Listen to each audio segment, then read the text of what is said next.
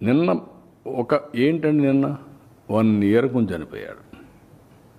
1 ఇయర్కి ముందు చనిపోయిన వాడిని పరామర్శించాలని ఎవరి ప్రభుత్వం? నువ్వే కేటగిరీ గవర్నమెంట్ అప్పుడు. రిజల్ట్స్ వచ్చాయి. నేను ప్రమాణ స్వీకారం చేసి 12వ తారీఖున, నా గవర్నమెంట్ ఫామ్ చేసి 12వ తారీఖు తర్వాత. ఎప్పుడు చనిపోయాడు? నువ్వు ఉన్నప్పుడే.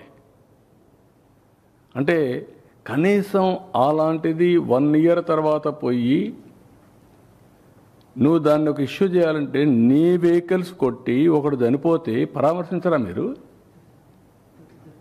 ఒకరు ఫస్ట్, ఇంకొకరు నెక్స్ట్. కనీసం పరామర్శించారా? చూడరా వాళ్ళని? మనిషి ప్రాణానికి విలువ లేదా? బెట్టింగ్ ప్రాణానికి ఉన్నటువంటి విలువ మీరు చంపిన వాళ్ళకి లేదా? వాళ్ళ ప్రాణం కాదా? వాళ్ళ మనుషులు కాదా? ఏ విధంగా అర్థం చేసుకోవాలి? నేను ఎప్పుడూ హుందాగా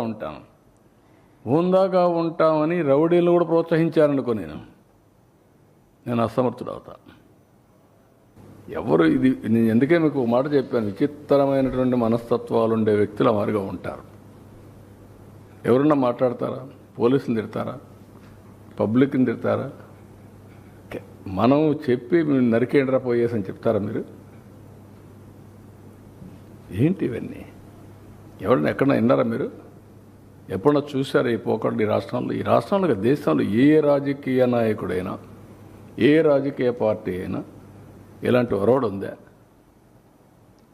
చంపేయండి, పొడి చేయండి, లేదంటే ప్లే కార్డ్స్ పెట్టుకొని వచ్చి డెమాన్స్ట్రేట్ చేసి ఆనందపడిపోవడం.